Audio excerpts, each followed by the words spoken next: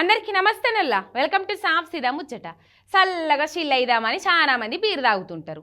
ఆనందం వచ్చినా దుఃఖం వచ్చినా దోస్తులు కలిసినా దావత్ ఇచ్చినా ఏమైనా కూడా బీరు తాగుడు కామన్ అయిపోయింది. అట్లనే బీరు తాగుదామని ఒక ఆడ ముగ్గురు దోస్తులు వైన్స్లకు పోయిండ్రు. అట ఇంకేమైందో చూడుండ్రి. ఈ విధమైన బీర్లు నారాయణపూర్ వైన్స్ లో విక్రయించండి. సిగరెట్ ముక్కలు జరుగుతుంది. ఇలాంటి వీళ్ళు దీని తక్షణమే ఆబ్కారీ వ్యవస్థ దీని మీద స్పందించాలా. ఆబ్కారీ వ్యవస్థ దీన్ని స్పందించాలా. దీనివల్ల మూసేయాలి.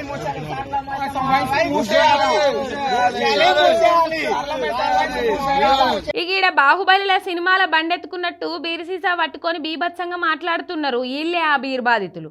బాధతోటో సంతోషంతోటో గాని ముగ్గురు దోల్సులు కలిసి యాదాద్రి భువనగిరి జిల్లా నారాయణపురం కాడున్న శ్రీ సరళా మైసమ్మ వైన్స్లా బీర్లు కొనుక్కొని తాగుదాం పారాబాయి అని పోయిండ్రు.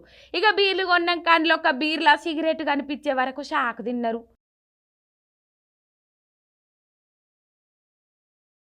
వాపసిస్తే తీసుకోలేదట. గింత అన్యాయం ఉంటుందా? రాష్ట్రానికి పన్నులు కడుతున్న మా తాగేటోళ్ళ ప్రాణాలకే రక్షణ లేకుంటే ఈ సర్కార్లు ఎట్లా నడుస్తాయి? మేము మంచిగుండి తాగుతూనే కదా సర్కార్కి ఆమ్దాని వస్తుంది. అసొంటి మా ఆరోగ్యాలంటే లెక్కలేదా? సిగరెట్లు వచ్చేదందుకు అదేమన్నట్టు సిగరెట్ డబ్బానా? బీర్ సీసాల సిగరెట్లు ఏందని బాగా గరమైండ్రు. అయినా వైన్స్ వాళ్ళు అయితే కలపరు. ఇక ఏం చేసినా ఫ్యాక్టరీలో తయారయ్యే కాన్నే అయి ఉంటుంది. లేదంటే వైన్స్లు ఎవడన్నా శీత్వగాళ్ళన్నా కలపాలి. పాపం తాగబోయిన యథార్థం కూడా లేకుండా అయినట్టున్నది తమ్ముళ్లకు.